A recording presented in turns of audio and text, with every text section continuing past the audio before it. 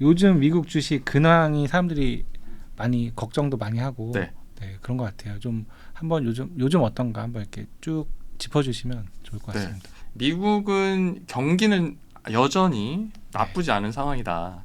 그러면 경기의 선행지수라고 하는 증시가 사실 침체인 거잖아요. 네. 올해 연초에 제롬 파월 연준 의장이 금리 올릴 걸 말하자마자 꺾이기 시작해서 지금까지 계속 꺾이고 있는데 3분기까지 지금 주요 지수의 지수 하락률을 좀 살펴보면 다우가 21% 빠졌고 네. 나스닥이 32%, 그리고 S&P 500이 25%, 네. 그리고 국내 분들은 사실 관심이 없는데 저는 여기에 관심을 좀 가지셨으면 좋겠다 말씀드리는 게 중소형 지수인 러셀 2000이 있습니다. 이게 26% 빠졌습니다. 나스닥이 30%. 32%. 근데 우리 환율 때문에 체감 잘 못하잖아요. 그 전에 너무 많이 빠져가지고 그런가 보다 다들 하시는 거죠. 그런 건가? 이게 거의 뭐 10%가 3번이니까 원투 스테이트에다가 뭐 엄청 많이 빠진 두드려 거네요. 맞았어요. 네, 엄청 많이 빠진 그러니까 거네요. 국내 투자자분들은 쉽게 말씀드리면 한 3분의 1 이상은 장을 안 보고 계시다 싶을 그렇죠. 정도로 네. 그거는 이제 저희가 유튜브나 이런 투자 정보 콘텐츠의 조회수를 보면 맞아요. 확 차이가 나오거든요. 또 거기다가 국내 투자자분들이 또 제일 관심 많은 부분이 반도체잖아요.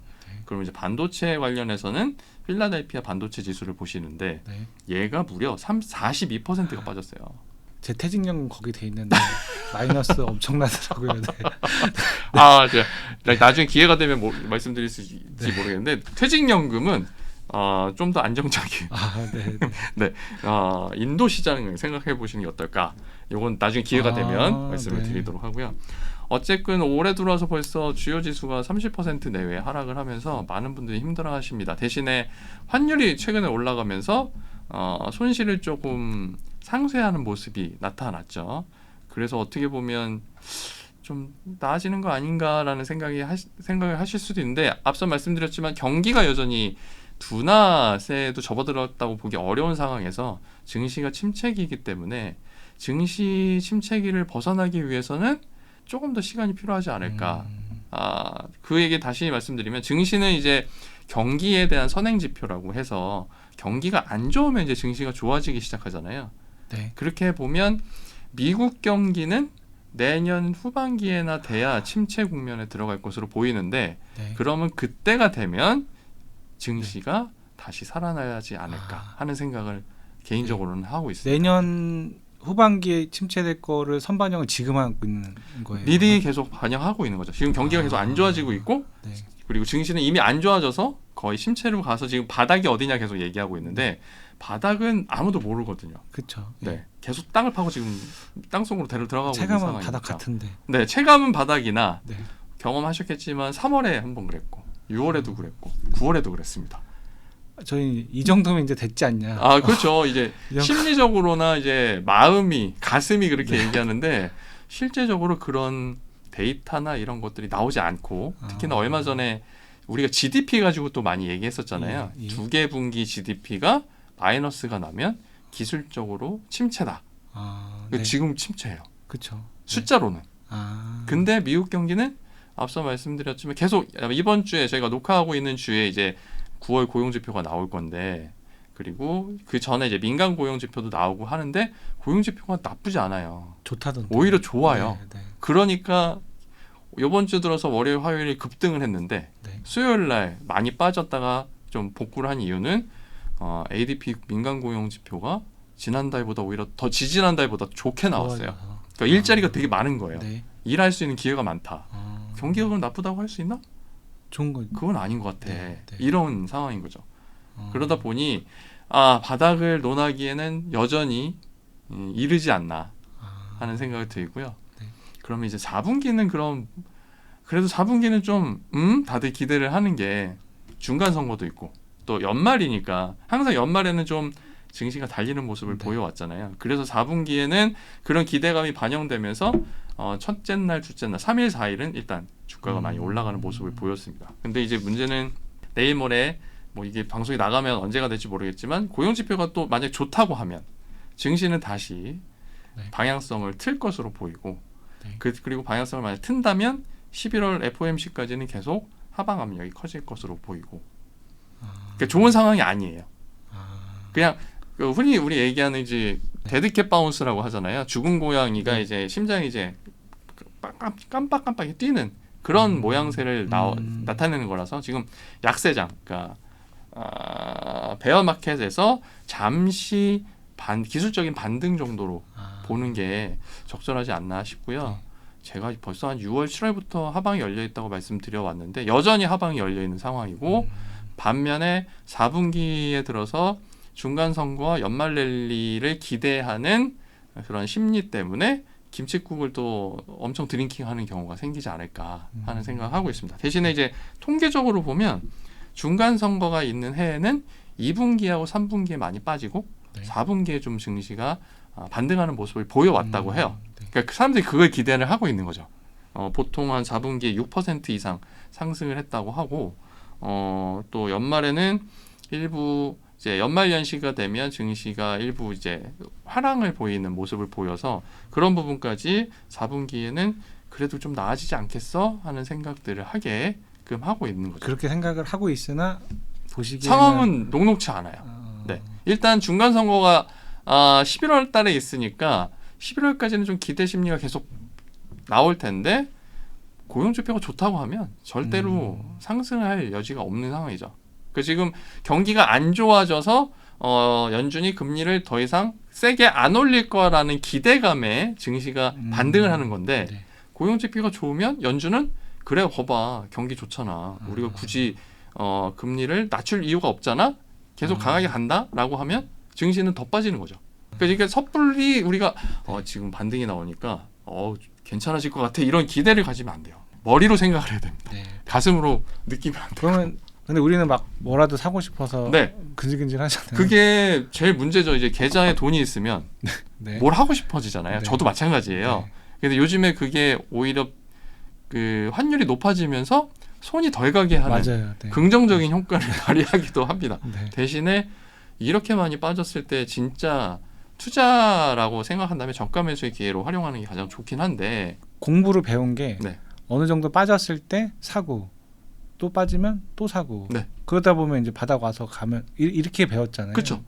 근데 이게 바닥이 열려 있으니까 그때 많지 않은 금액으로 계속 좀 나눠서 분할 매수를 해야 되는데 한국 투자자분들은 이게 성격상 계좌에 돈이 있으면 다 사야 돼요. 그렇죠. 대표님도 그렇지 않으세요? 저는 이제 훈련이 돼서 그래요? 나눠서 사고 지금 그냥 현금 이렇게 가지고 계십니까? 네, 비를 피하고 있습니다. 조금 더 보셔도 될 것 같습니다. 그런 상황에서 영국의 문제도 해결된 게 없어요. 그렇죠. 이 새로 뽑힌 우리 여성 총리께서 또 감세는 계속 추진할 거라고 또 이야기를 하면서 되게 불안해요. 불안한 상황이고 러시아와 우크라이나 전쟁도 핵을 사용하냐 마냐 이런 얘기까지 나오면서 지금 여러 가지로 불안한 상황이기 때문에 진짜 이게 연말이니까 괜찮을 거야 막연한 기대 심리로 접근하시면 안 되겠다. 명확하게 기준을 갖고 대응을 하셔야 되고 그러기에는 일단 10월 달에는 기업들의 실적과 가이던스를 확인하고 접근을 하시면 좋겠다. 일단 10월은 그렇게 접근을 하시고 11월은 FOMC를 보고 결정을 하시고 이렇게 접근 월별로 조금 전략을 가지고 가시는 게 좋을 것 같아요. 저희 미국 히든 유망주라고 해서 아직 안 알려진 좋은 기업들을 소개해 주실 거잖아요. 언제 사야 되는 거예요? 지금 이 주식들은 앞서 잠깐 그 러셀 2000 지수를 말씀드렸는데 올해 들어와서 한 40%, 26% 가까이 빠졌고 중소형 지수 같은 경우에는 이 탄력성이 더 커요. 그러니까 증시가 빠지면 더 많이 빠지고 오를 때는 많이 오르고 그렇기 때문에 약간의 위험을 감수할 수 있다 하시는 분들은 지금부터 조금씩 계속 매수를 해나가시면 분할 어떨까? 매수로. 분할 매수를 하시면 괜찮은 종목들을 좀 소개를 해드리려고 합니다. 저희가 이거 유망주 25 그 책 안에 크게 5개 챕터를 가지고 구성을 하고 있는데 챕터별로 지금 대표적인 종목 하나씩을 좀 소개를 해드리려고 하고요. 내용은 이제 종목에 초점을 맞추는 것보다 그 산업에 대해서 업종에 대한 관심을 좀 더 가져주셨으면 하는 바람에서 좀 말씀을 드리려고 해요. 그러니까 예를 들면 제일 먼저 말씀드릴 거는 타이어 회사를 말씀드릴 건데 타이어 회사 많아요. 국내에도 뭐 그쵸. 대표적인 회사가 2군데나 있고 3군데나 있고 또 세계적으로도 여러 가지 대형 업체들이 있는데 타이어 회사가 왜? 라고 했을 때 전기차라는 트렌드가 포인트가 된다. 그쵸. 그러니까 전기차를 보고 타이어에 대한 관심을 가지고 그 중에서 어떤 회사가 조금 더 성장성을 가져갈까 이런 차원에서 좀 접근을 해보시면 좋겠다 해서 타이어 회사를 먼저 소개를 해드리려고 하는데 말씀드릴 회사는 이제 굿타이어앤러버 컴퍼니라는 회사입니다. 이제 종목 코드는 알파벳 2글자로 GT고요. 북미 1위 업체고 그리고 글로벌로는 4위 타이어 업체가 되겠습니다. 참고로 1위는 프랑스 회사 미쉐린이 1위고요. 2위는 일본 브리지스톤이라는 회사가 2위입니다. 아마 잘 모르셨을 거예요. 그리고 3위는 독일의 컨티넨탈이라는 회사가 있습니다. 그리고 4위가 이제 오늘 지금 말씀드리는 구디어 타이어 앤 러버 앤 컴퍼니인데 이 회사를 왜 말씀드리느냐? 지금 자동차 공급이 상당히 딸리고 있잖아요. 근데 이것도 이제 이번 4분기부터 풀리기 시작하는 것 같아요. 아 그래요? 네. 차를 이제 쌓아놓습니다. 국내는 아직 조금 더 시간이 필요할 것 같은데 지금 주문하면 뭐 1년 있다 받니, 네, 뭐 네. 10개월 있다 받니 그러고 있죠. 저 아는 지인도 국내 차를 작년 말에 예약을 해놓고 거의 뭐 한 달에 한 번씩 체크를 하는데 이게 없대요. 계속 뒤로 밀린대요. 네. 그래서 결국은 수입차로 바꿨대요. 수입차는 바로 차를 준다고 그래가지고 그러면 한국 차가 더 잘 팔리는 거네. 한국 차가 없어서 못 파는 건데 어떻게 얘기하면 이제 영업사원분들이 그 법인용 차의 수요에 차를 많이 뺏기는 게 아닌가. 네, 법인에서 찾는 차량을 먼저 대주고 그다음에 개인 소비자들한테 차가 아마 오는 것 같아요 최근에. 왜냐하면 대량으로 많이 판매가 되니까 그런 것 같은데 그런 영향이 있어서 그런 것도 있을 거라고 보고 대신에 제 지인은 그래서 수입차를 샀다는 차가 없어서.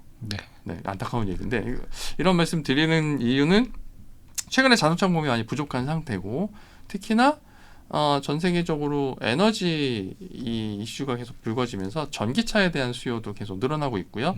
GM이나 포드도 뭐 2030년까지 전체 차량의 한 절반 이상을 전기차로 이제 공급을 하겠다고 밝히면서 전기차에 대한 트렌드는 어느 정도 이제 확고히 자리를 잡아가는 것 같습니다. 근데 문제는 자동차가 이렇게 나가면 제일 필요한 것 중에 하나가 반도체도 중요하지만 타이어가 없으면 차가 굴러갈 수가 없잖아요.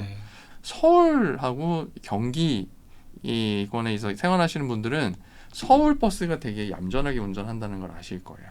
네, 경기도 버스들은 조금 아직 여전히 터프해요. 그건 알 것 같아요. 아시죠? 터프해요. 되게 급 가속이라든지 급정거가 되게 많은데 이게 요즘에 전기차로 바뀌면서 더 심해졌어요.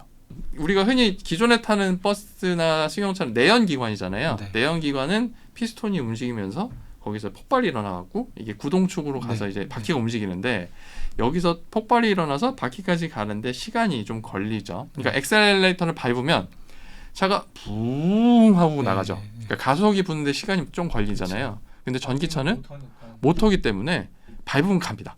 그렇죠. 전기차 혹시 시승해 보셨나요, 대표님? 네, 재밌더라고요. 범퍼카 타는 기분이 좀 들고 밟으면 나가잖아요. 그러니까 재미도 있죠. 운전하는 자동차야 뭐야 했는데 타보면 막상 또 재미가 있어요. 근데 여기서 나오는 문제가 뭐냐면 밟으면 가니까 버스 같은 경우에는 급가속하면서 이게 흔들리고요.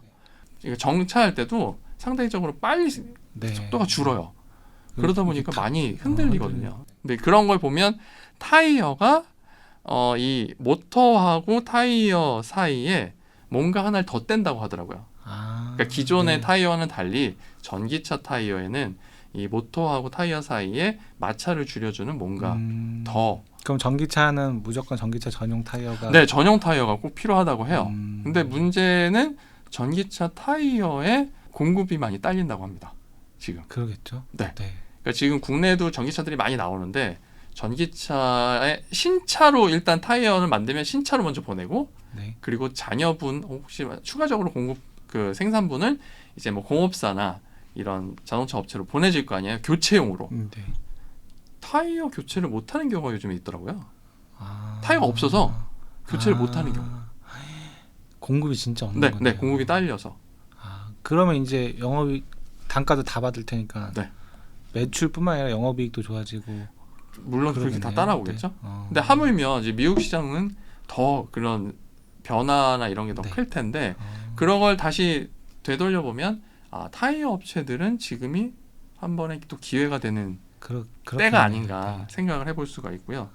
또 여기서 여러 가지 이름 전기차 타이어 뭐 얼마나 다르겠어라고 하지만 앞서 말씀드렸처럼 이런 마찰력을 좀 줄여주는 어떤 기능이 부가적으로 추가가 되면서 타이어 자체가 가격이 올라가죠. 네.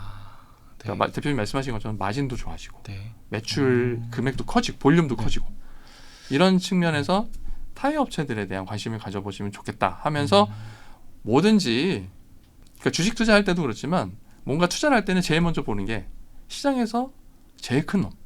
그렇죠. 네. 시장 점유율이 제일 큰 회사. 네. 이런 데를 먼저 살펴보는 게 좋겠죠. 아까 얘가 4위였는데 그건 네. 타이어에서 4위인 거고 글로벌에서 4위고 네. 미국에서는 1위. 타이어로. 네. 전반적으로 타이어로 북미 시장에서는 시장 점유율 1위인 회사입니다. 네. 그러니까 구디어 타이어 아마 국내에도 고급차 일부에는 요 타이어가 들어와 있는 걸로 제가 가끔 봤는데 국내에서는 사실 많이 안 알려져 있는 회사고요. 타이어 저희가 항상 미쉐린 그 네, 하얀 그쵸, 그 고무 사람 예.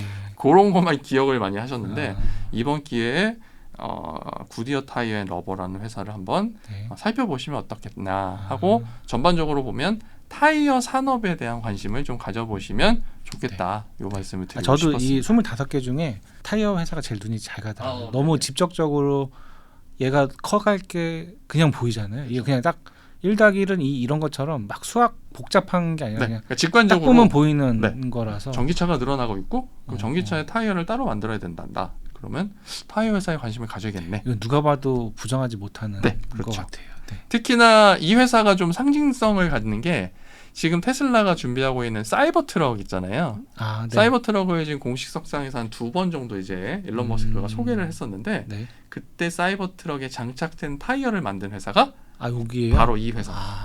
네, 상당히 상징성이 있는 회사죠. 그럼 테슬라에 쭉 넣는다고 봐도 되는 네, 테슬라에 계속 공급을 하고 있습니다. 그러니까 테슬라 차가 많이 팔릴수록 구디어 타이어도 많이 팔린다. 네. 이렇게 생각하시면 되겠습니다. 이거 사야겠다. 지금 주가가 또 많이 빠져 있는 상황이라서 예. 이것도 이제 흔히 얘기하는 줍줍 하시면 중장기적으로 테슬라와 함께 네. 주가가 달려갈 수 있지 않을까 생각을 해봤습니다. 알겠습니다. 네. 두 번째 장 테크놀로지 혁명에서는 그 기술이 우리 삶에 좀 좋은 영향을 미치는 경우들을 좀 뽑아봤는데 그 중에서도 우리 건강하고 좀 직접적으로 연관된 회사를 소개를 해드리려고 해요. 그 대표님 병원 가셔가지고나 아니면 약국에서 약을 이제 지어서 음용하셨을 때 혹시 잘못 지은 약을 음용하신 적 있어요? 없는 것 같아요. 잘못 지어도 제가 모르잖아요. 그렇죠.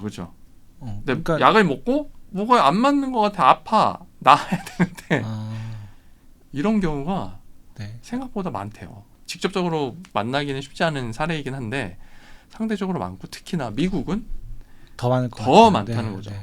얼마나 많은 사람들이 이런 약을 잘못 받아서 오히려 병을 키우는 경우가 발생을 하는지. 예. 그러니까 통계가 사실 많지는 않은데 국내에서도 그런 통계가 하나 있어서 그래서 요 책에는 담아놨었는데요. 환자의 안전사고 자율보호 현황이라는 데이터가 있었는데 투약사고, 그러니까 약을 잘못 투약해서 발생하는 안전사고가 전체 사고의 한 30% 정도래요. 엄청 높네요. 상당히 높은 거죠. 네.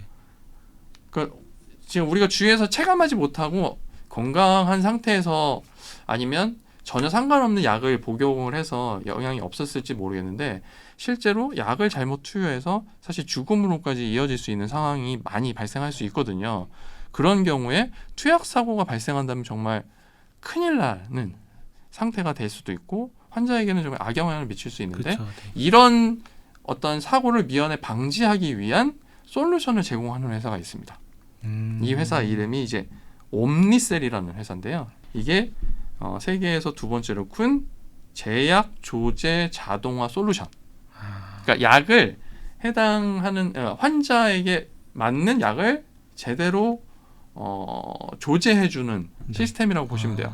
그러니까 사람이 우리 약국 가서 보면 약사분들이 이제 뒤에 가셔가지고 그 우리가 이제 처방전 받아서 주면 뒤에서 이제 약을 담아갖고 넣어주시잖아요. 근데 저는 가끔 불안할 때가 언제냐면 약국에 환자분들이 한 엄청 7, 8분 이상이 막 있을 때 네. 계속 처방전이 들어올 때 맞아. 혹시나 헷갈리지는 않으실까 맞아. 환자 약사분이 그렇죠. 네, 맞아. 그런 생각을 가끔 해보거든요. 그래서 가급적이면 이제 약국에 사람이 없는 쪽으로 많이 가려고. 근데 저도 그런 노력하는 생각했던 게 네. 보통 건물에 네. 병원이 위에 2층, 3층, 4층, 5층이 다 네. 병원이고 밑에 약국이면 그렇죠. 병원 갔다 내려가면 거기 사람 한 군데 다 몰리잖아요. 7, 8명이 아니라 네. 막 2, 30명씩 네, 있을 네, 때도 네. 있어요. 엄청 많아요. 그러니까 막 밖에까지 있을 때도 있고. 그쵸. 그러면 이제 말씀하신 것처럼 사람이 실수하면 끝이 그쵸. 나는 잘못 모르면 그냥 네, 먹는 네. 거잖아요. 그래서 요즘에는 약봉지 보시면 그 약 이름이랑 그 약 이미지랑 다 넣어주잖아요. 근데 그걸 봐도 잘 몰라요. 우리 그쵸, 일반 사람들은 네, 모르잖아요. 네. 그래서 그런 경우가 있고 또 그 종합병원이나 대학병원 같은 데 가면 조제실이 지하나 이런 데 이제 후미진 곳에 별도로 있어요. 아마 가보신 분들은 아시겠지만 약 타러 이제 막 가야 되거든요. 종합병원에 찾아가면. 되게 후미진 곳에 있는데 네.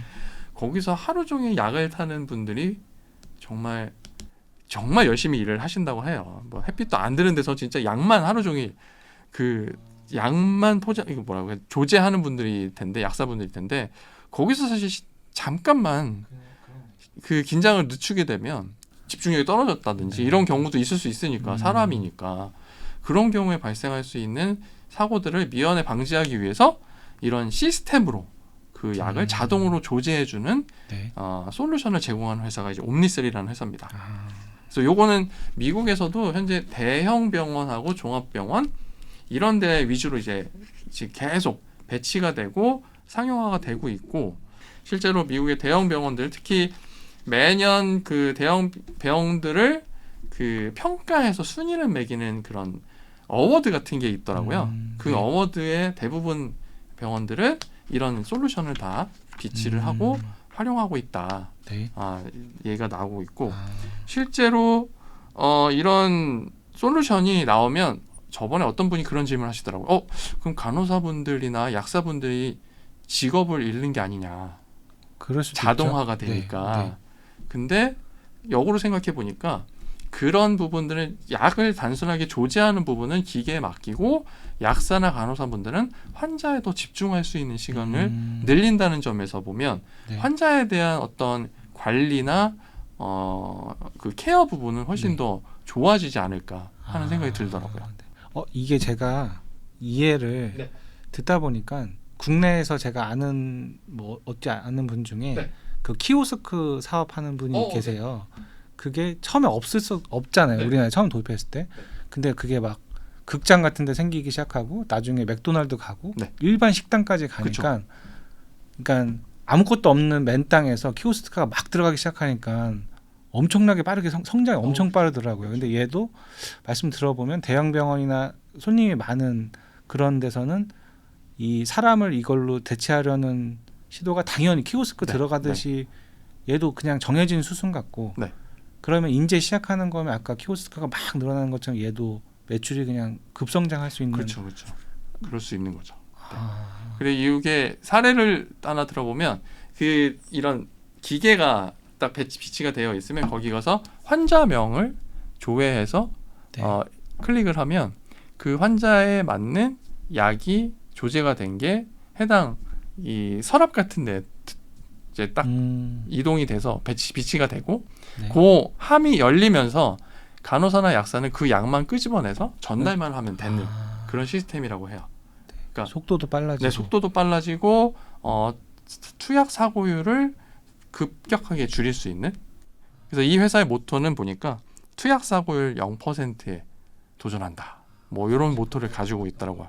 그러니까 현재 국내에도 한 30% 정도의 어떤 안전사고 가능성이 있는 상황에서 국내에서도 상당히 수요가 많이 있을 것으로 보이고 국내 업체들도 네. 개발을 하고 있는 것 같아요. 그러니까 일례로 이 옴니셀이 유럽 시장에 국내 제 기억에 이제 한미약품에서 개발한 자동 제조 시스템을 같이 제휴를 해서 유럽 지역에 이제 수출하기로 최근에 계약을 했더라고요. 그러니까 시스템의 그 크고 작음의 차이가 있는데 국내 업체들도 이런 시스템을 개발하기 위한 노력 또 시스템을 상용화해서 지금 판매에 나서고 있는 것으로 보입니다. 어떻게 보면 헬스케어 섹터가 성장할 거라는 거는 자명한데 근데 바이오 기업들이 좀 무서운 게 신약 개발하는데 엄청나게 많은 돈을 넣었다가 실패하면 그냥 꽝되고 막 이런.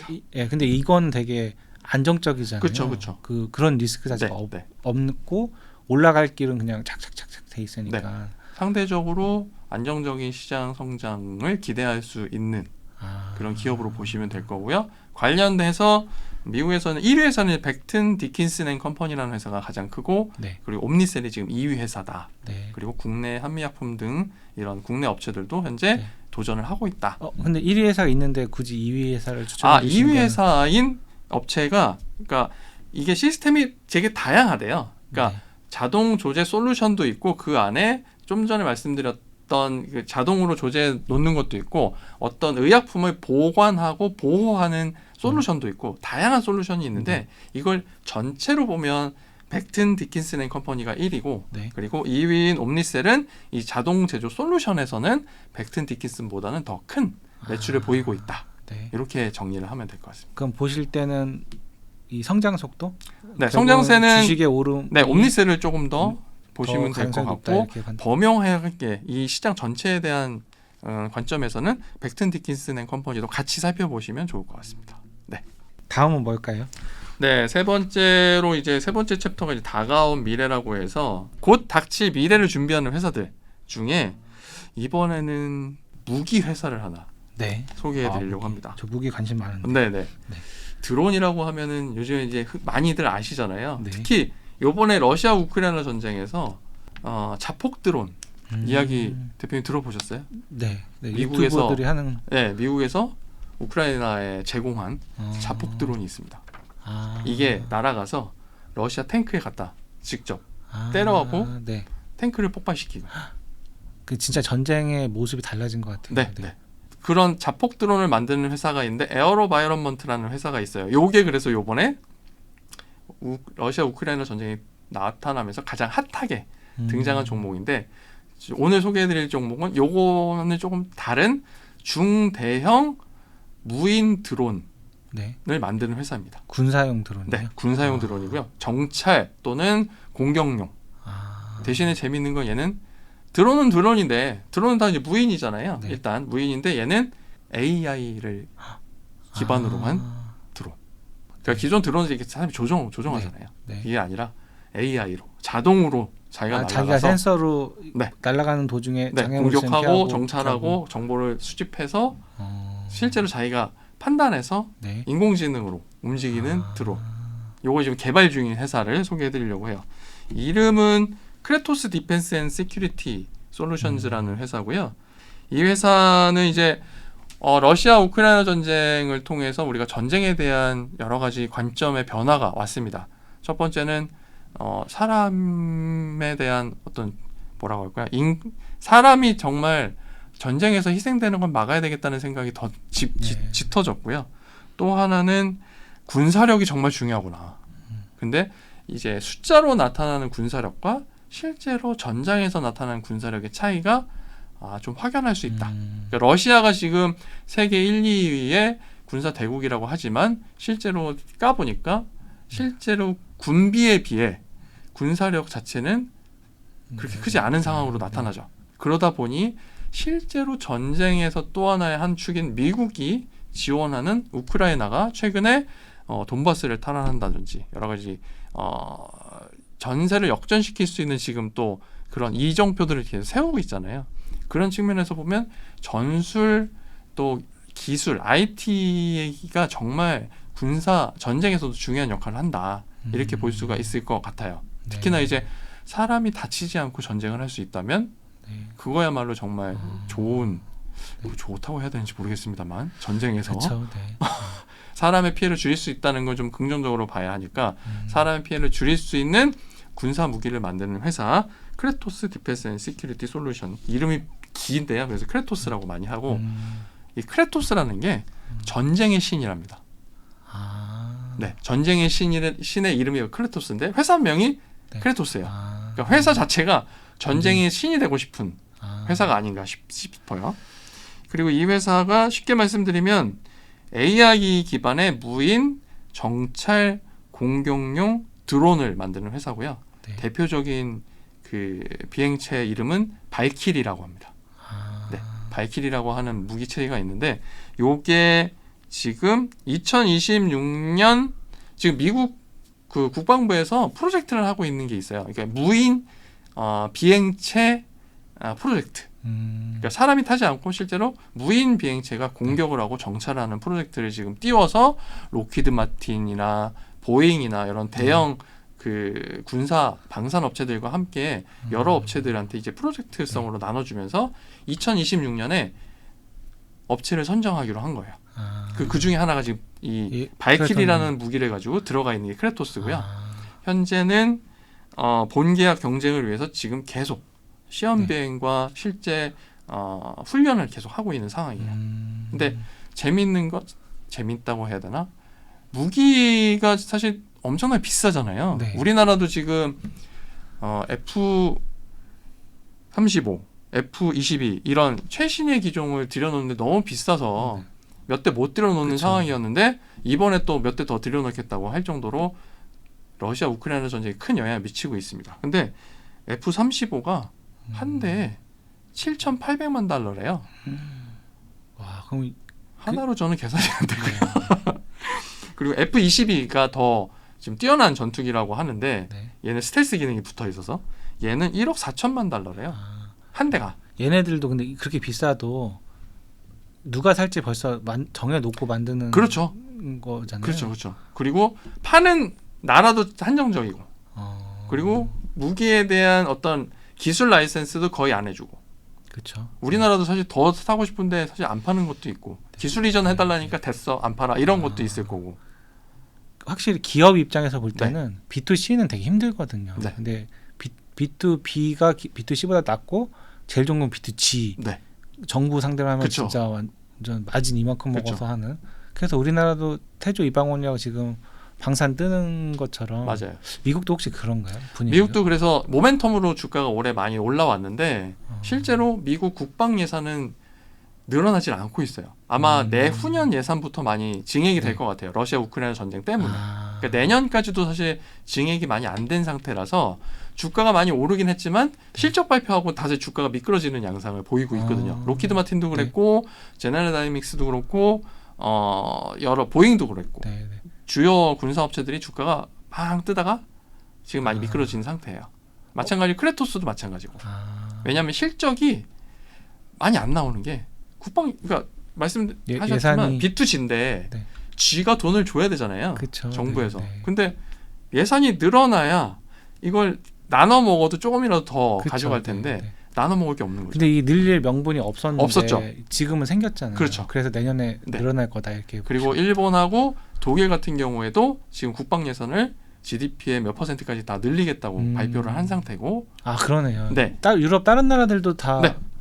안 되겠다 하고 그쵸. 와서 뭐 사야겠다 하고 네. 국방 예산 늘리고 있으니까. 그러니까 일본하고 독일 같은 경우에는 2차 세계대전 때문 이후로 국방에 대한 게 되게 제한적이었잖아요. 네. 국방 예산도 많이 쓰지 않아 왔고 다른 나라에 비해서. 근데 이번 기회에 얘네들도 명분을 얻는 거지. 명분을 네. 만들어놨죠. 네. 그러다 보니 이런 대형 방산 업체들은 신난 거죠. 그러네요. 대신에 거기에 드론이면 그쵸. 가장 그 기업들이 무조건 사고 싶은 그렇죠. 무기 근데 중에 하나인데. 이렇게 큰 비싼 비용을 들여가면서 비행기 한 대를 F-35나 F-22를 샀을 때 운영을 과연 잘할 수 있을까? 문제도 있고 이게 비행기 전투기가 고가가 되다 보니까 네. 고가가 되면서 오히려 작전 반경은 줄어들어요. 성능이 좋아지면서 공격 무장도 늘어났는데 네. 멀리 못 가. 요즘 비행기가 그렇더라고요. 네. 그러다 보니까 이런 부분들 이렇게 큰 비싼 비행기를 사야 돼? 그래서 국내도 사실은 KF-21처럼 국내 차세대 전투기를 직접 만들려고 했던 이유가 가격 대비 너무 그러니까 네. 효율이 떨어지는 거죠. 효과도 근데 떨어지고. 그걸 알아도 직접 못 만들면 못 만들면 사야 되는 거죠. 바가진 거 알아도 사야 되는 그렇죠. 거잖아요. 그러니까 국내는 그래도 어느 정도 지금 계속 노력을 해와서 성과를 좀씩 내고 있고 폴란드에서 이번에 또 무기를 많이 사가는 계기가 되기도 했는데 여기서 이제 포인트가 나오는 게 크레토스에서 개발 중인 이제 발키리라는 비행체는 한 대에 400만 달러밖에 안 해요. 아까 되게 비싼데 얘는 지금 F-35가 7,800만 달러고 네. 그리고 F-22가 1억 4천만 달러인데 얘는 한 대가 400만 달러. 거기다가 무인이야. 인공지능이고. 그러니까 쉽게 말씀드리면 근데 아직 개발 중이잖아요. 네, 현재 개발 중이고 현재는 실제로 전투기의 지원 부대 역할을 계속 하고 있대요. 같이 편대로 움직이면서.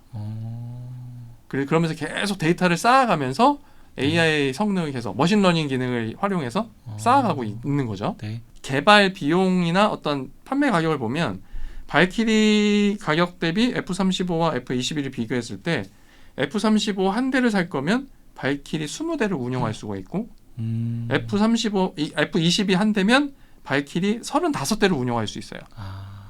그러면 전투기 한 대가 갖고 공격하는 거랑 20대 30대가 가서 때려 꽂는 거랑 엄청난 차이가 있죠. 물량의 차이가 다르네요. 네. 그러니까 효과나 효율이나 모든 면에서 훨씬 월등한 압도적인 군사적인 어떤 그 효과를 얻을 수 있는. 근데 발키리에 비슷한 거를 기존 방산 업체들도 일부 업체들이 하고 있는데 이제 AI 여기서 내세우고 있는 건 이제 인공지능을 활용한 이런 무인 비행체다. 네. 요걸 계속 포인트로 하고 있고 실제로 한 무기 체계만 사용을 하진 않잖아요. 어느 나라나 그러니까 우리나라 그 미국도 사실 F-22나 F-35를 같이 운영을 하고 있고 기존의 F-15라든지 F-16을 계속 운영하는 이유는 어느 정도의 이 호환성이나 어떤 무기별로 그 어떤 장단점의 차이가 있기 때문에 같이 운영하고 있으니까 이런 프로젝트가 2026년에 실제로 본계약을 추진했을 때 한 개 업체만 다 따지는 않을 거다. 실제로 이 크레토스도 어느 정도의 지분을 가져갈 수 있을 것으로 예상이 되고 있고 현재 미 공군하고 실제로 훈련을 계속하면서 머신러닝을 이용한 AI의 어떤 성능을 확보하고 있다. 예산만 따면 그 받아오는 건 그냥 정해져 있는 거네. 이것도. 그래서 그런 측면에서 좀 시간을 가지고 살펴보시면 좋겠다. 단순히가 비싸 우리가 흔히 알고 있는 로키드 마틴이나 이런 큰 대형 방산업체 외에도 새로 떠오르는 방산업체들에 대한 관심을 가져보시면 좋겠다. 이런 측면에서 말씀을 드렸습니다. 그리고 또 하나는 캐시우드가 지금은 사실 국내 분들이 이제 하시지만 캐시우드가 운영하고 있는 2개의 ETF에 크레토스가 상당한 지분을 보유하고 있다. 지금 캐시우드가 운영하고 있는 ARKX 이게 우주 항공 그 ETF잖아요. 여기서 6.78% 비중을 차지하고 있고요. 높네요. 그래서 네 번째예요. 그리고 ARKQ 이 혁신 기업의 자율주행과 로보틱스 관련 기업에 투자하는 ARKQ도 7% 넘는 비율을 가지고 있어서 세 번째로 많은 비중을 차지하고 있습니다. 캐시우드 포트폴리오에 들어있으면 다른 ETF나 다른 뭐에도 펀드나 이런 거에도 들어있겠네요. 얘가. 다른 ETF에서는 사실은 쉽게는 볼 수는 없어요. 그러니까 지금 계속 그러니까 캐시우드 입장에서는 앞으로 미래를 보고 투자하는 그런 투자 철학을 가지고 있잖아요. 그런 측면에서 접근하다 보니까 다른 어떤 펀드라든지 ETF보다는 조금 더 많은 비중을 가지고 가고 있다. 아까 7%면 진짜 높은 거 같은데. 상당히 큰 거죠. 그러니까 다른 ETF에서는 사실 큰 비중을 차지하고 있지 않아요. 근데 대신에 캐시우드가 최근에 수익이 안 좋다 보니까 다들 하시는데 미래를 보고 투자하신다면 크레토스 내가 아닌 누군가가 캐시우드와 같은 분이 이미 점 찍은 종목이구나 이렇게 이해하시면 어떨까 합니다. 이것도 자명한 미래잖아요. 그러니까 아까 독일, 일본, 미국도 다 그 국방 예산을 늘 명분을 올해 다 받았으니 내년에 예산이 늘어나는 건 어떻게 보면 정해진 수순이고 예산이 늘어나면 어쨌든 나눠 먹는데 말씀해주신 한 대 사냐 30대 사냐 뭐 이런 어떤 효율 이것저것 따졌을 때 어느 정도 그 포션을 갖고 오는 거는 것도 당연한 거니까 그쵸. 매출이 늘어날 테니까 맞습니다. 그러면 뜰 수밖에 없는 네. 기업인 거네요. 네.